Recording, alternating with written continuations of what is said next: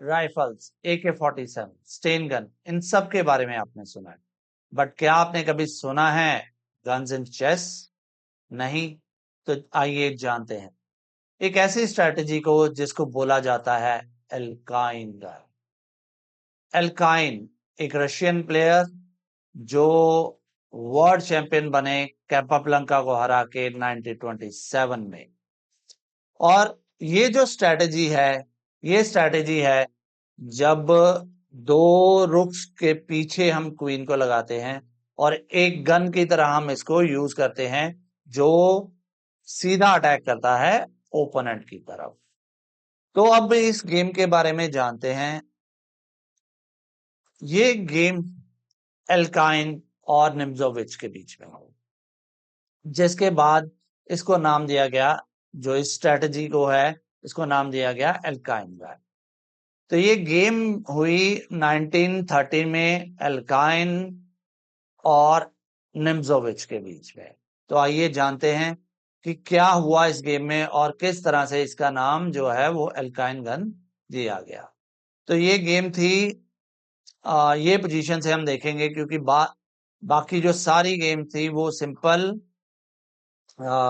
Opening strategy थी, but यहाँ पर आके एल्काइन ने, वाइट जो थे वो एल्काइन के थे और उन्होंने यहाँ पर आके सबसे पहला उनका अटैक कहाँ था? नाइट पर। नाइट C6 पे अटैक था। तो सिंपल स्ट्रेटेजी होती है CCTP कि पहले चेक ढूंढो, कैप्चर ढूंढो, थ्रेट ढूंढो। तो यहाँ पर थ्रेट था नाइट पर, तो उन्होंने यहाँ पर एक और अटैक लेके आए रुक से। तो यहाँ पर निम्जोविच को बचाना था, उन्होंने बचाया विद द रुक। तो और कोई प्लान ना होते हुए यहाँ पर एल्काइन ने सिंपल प्लान अपनाया कि जहां मेरा अटैक है वहां मैं और अटैक लाऊंगा। तो उन्होंने रुक को ऊपर करा और प्लान बनाया बैटरी का। जब दो रुक या दो बिशप एक दूसरे के आगे पीछे होते हैं उस चीज को बोला जाता है बैटरी। तो उन्होंने बैटरी बनाने की कोशिश करी। तो यहाँ पर जो ब्लैक ने फिर से क्या करा, पहले ही उस नाइट को बचाया। तो यहाँ अपने प्लान पे रहे और निम्जोविच जो थे उन्होंने भी सेम प्लान बनाया, बट डाउन साइड पर निम्जोविन थे तो वो डिफेंस करते रहे। और यहाँ पर जो स्टार्टअप हुआ एल्काइन गन का, तो एल्काइन ने स्ट्रेटजी शुरू करी, अपने क्वीन को सेटअप करा और स्टार्टअप हुआ रुक को आगे करके क्वीन को उसके पीछे लाके एक गन की तरह यूज करने का।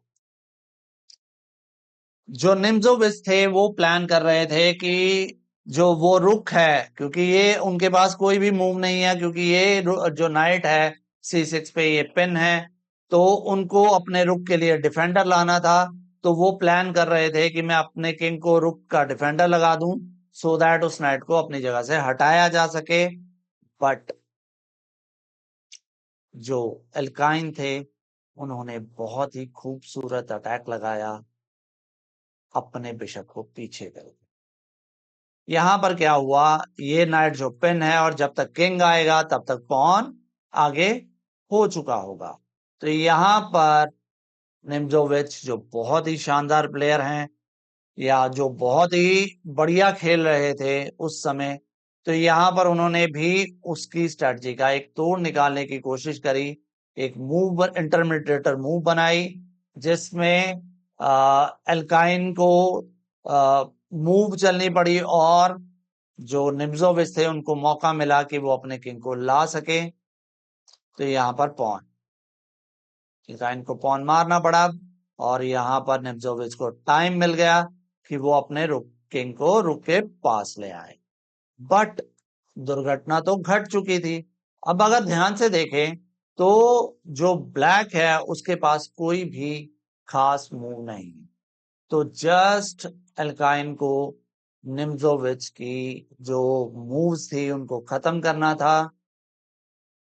तो उन्होंने सिंपल अपना प्लान करा कि अगर मैं जो निम्जोविच के जो मूवमेंट है उनको खत्म कर दूं, तो एट द एंड उनको क्या करना पड़ेगा, या तो अपना रुख हटाना पड़ेगा, या किंग की मूव देनी पड़ेगी, क्वीन की मूव देनी पड़ेगी। किसी भी मूव से वो क्या थे, वो फंस चुके थे ट्रैप में।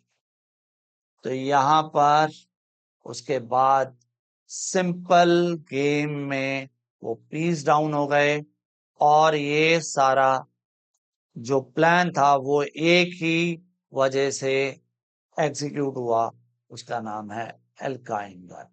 तो रुक, दो रुक के पीछे क्वीन को लेके आना, ये एक बहुत ही अच्छी स्ट्रेटजी है, आप भी यूज करिए और अपने ओपोनेंट को हराइए। तो हम अपनी अब नेक्स्ट सीरीज में इसी चीज को आगे बढ़ाएंगे, और आपको डिफरेंट कंसेप्ट्स जो हैं, डिफरेंट स्ट्रेटजी आइडियाज जो हैं, और वो कहाँ से शुरू हुए और कैसे उनको लगाया गया, उसके बारे में जानकारी देंगे। तो स्टे ट्यून विद अस।